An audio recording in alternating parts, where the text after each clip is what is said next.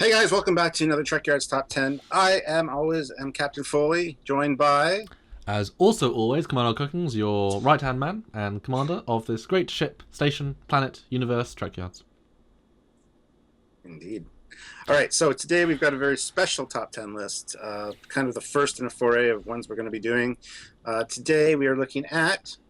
I'll let Samuel take it over from here. Well, we're doing top 10 FASA ships. Now, for those of us who were not born with FASA, what is FASA, Stuart?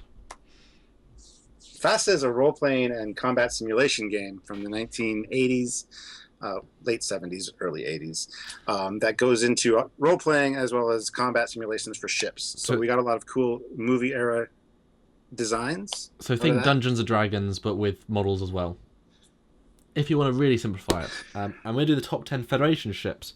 Now, this is an era and a place I didn't know much about, so Stuart sent me some great pictures, and so I'm very interested to see what he thinks of my list, because these are all new ships to me. And hopefully I won't get any looks of disgust as I pick his least favourite 10, I don't know. But yes, what is your top 10, top 5? Alright, so number 5 slot would be the USS Locke Diet, or the Locke Diet class. We've already kind of... That's the Franklin version, isn't it? Yes, we've already kind of talked about the Locke Diet version. Very interesting design, no secondary hull, and it's got the dual engines. So, I mean, it's just a cool looking ship. What can I say? I don't have much to say about it. It's awesome. Cool. Plus, it inspired the USS Franklin. I know that for a fact. So, thank you, FASA, for at least influencing JJ Trek and kind of... Or does that mean that in the JJ verse, all the FASA ships exist? That could be where they're all canon. JJ-fied, obviously, but... They should exist in the Prime universe, is what they should do. Wow. Yeah. Anyway, if you watch my last Captain's Log, you know why that's not the case. But anyway, so number 4 for me would be the Remora class. It's an interesting little ship. I love it. I love the view of it from the top and the front. The side, I'm not a huge fan of, but I mean, it makes sense, and I think practicality-wise, it would make an excellent ship. Okay, so that's my number 4, is the Remora class. Okay. Number 3 for me would be the Larson class. Both the TOS era and the motion picture era version with the single nacelle on the top and 2 struts holding it on. Great take on the Scout class vessel, I think, and definitely one of my favorites. Not much to say about it, really. Okay. Number 2 for me is the Northampton class. Now, this is a very unique We've heard about this before on the channel. Yes, we have. Our good friends over at Starship Oberetti. This is the ship that they use for the Oberetti. Although it's been modified by Alan Rivard, he's actually moved the warp nacelles further apart, so they're not so close together. So not in touching distance. Yeah. As per Doug Drexler's directions, saying that they need to be further apart for the warp field to work, which is fine. Great looking ship from the top. Very, very unique. The side profile really bothers me. But the front even bothers me a little bit. It looks like a dry dock almost. It does, yeah. But overall, a very cool design and a great departure from kind of the regular secondary hull aesthetic kind of look. So I rather enjoy that one quite a bit. Cool. And now for my number 1, and of course I've shown this off multiple times. That would be the Andor class. All right. Beautiful cruiser type design. Now there's a couple different versions of it as far as secondary hull goes. I prefer the one that actually has like the Excelsior style secondary hull. However, all the versions are cool. Again, warp engines right side by side, so some people say that can't work theoretically warp field wise. I disagree. I think it doesn't really matter, but that's just because. And this of course is a ship that was designed by the Andorians, hence how it's got its name, the Andor class. So it's got a great design history. If you know of FASA, go look up the design history. There's some cool stuff about it, and I'm sure it'll make an excellent Trekyards episode at some point in the future, because it is one of my favorite Star Trek ships. So, and if you have a 3D model of the Andor class, please let us know. Yes, we would love to have a 3D model of the Andor class. Anyway, what's your list, Commander? My number 5 is the Mackin class 7 assault ship. She's a strange one, interesting, and just a bit odd in terms of balance, but I do like the ship. I think the top and side views are interesting. The nacelles are different. To have them connected at the back it works mostly. I like the top view the most, with the most interesting integration on the secondary hull. I can see maybe 2 afterpeer launchers there, which would be cool. I'd be certainly interested in knowing how many shuttles the ship can actually have in that, fully secondary hull bay. Well, actually, I know I looked up, and there's only 2 shuttles. But 1,800 troops. Wow, troop transport, or what? Troop transport, yeah. Yeah, I think the design almost fits into the design styling. If it was tweaked here and there, I think this ship could easily be in one of the Star Trek movies. So interesting design. Almost there, guys. My number 4 is the Northampton class. She is weird, but she's cool looking and weird. Exactly. That's why she gets my number 4 slot, for pure difference in design, which just about works.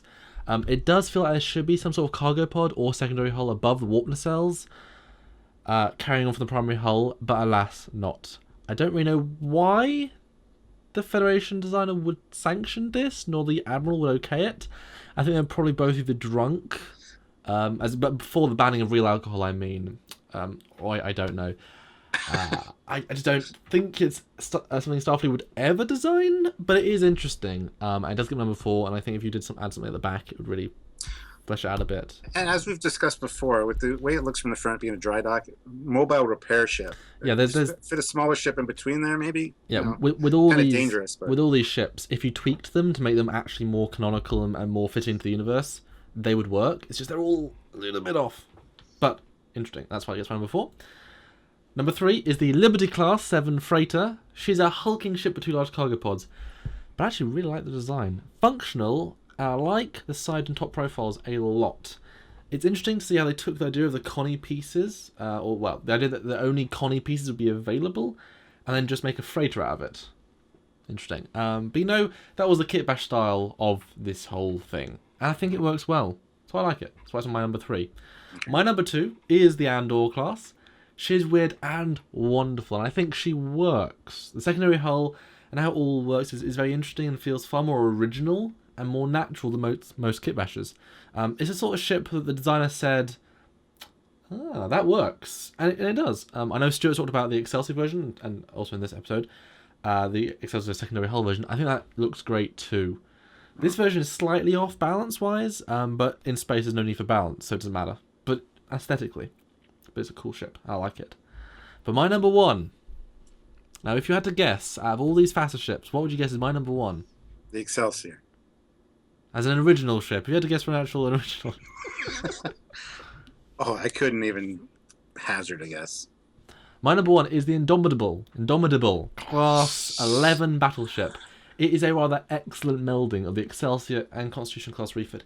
It's not perfect, but the proportions are good. I like the front, back, and top view most, but the side view with the neck is off. It needs to be more gentle curve into the hull. That's an obvious, but apart from that, pretty cool. With slight refinements, I think this ship could fit into canon so easily. They should do it.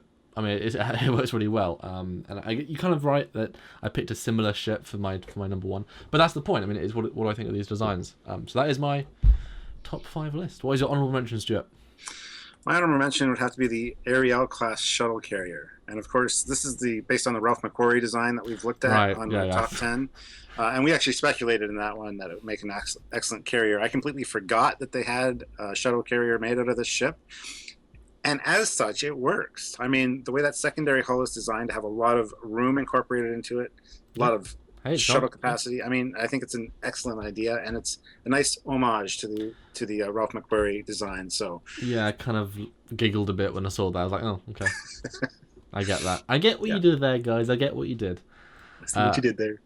My honorable mention is the Tangent Class 8 Destroyer. Its top and front profiles are awful, but I like the side view a lot. Lots of interesting detailing and rather cool, but its top and front are awful. But the sides are cool. And that is my top 5 honorable. So what do you think of my list, Stuart? I'm impressed. I mean, you really looked at these ships and really you didn't pick the ones that I would assume you'd pick. I think you'd stay a little bit closer and true to what you know.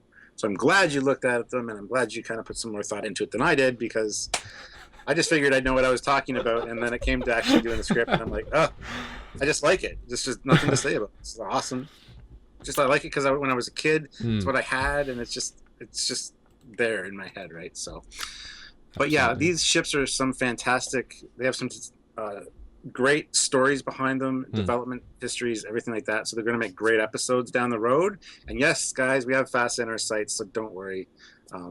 They will be ships that we will be doing, but getting 3D models for a lot of them is going to be damn near impossible. If you guys know of any, send them our way. Although the nice thing is, because they are all Kitbashes, if there's any modelers out there that just want to help us make these ships, they are relatively simple to make. You have a Connie Saucer and Connie engines, and you can do the rest relatively easily. Because, as with all Trekyards episodes, we want to make the best thing possible. And for fans of FASA like yourself, to be able to see them actually in motion with the famous ships in proper 3D, you know, going around star bases, whatever, I think the fans would love that. And we want to do that because that's the quality we try and aim for. So if you guys do know 3D models, let us know.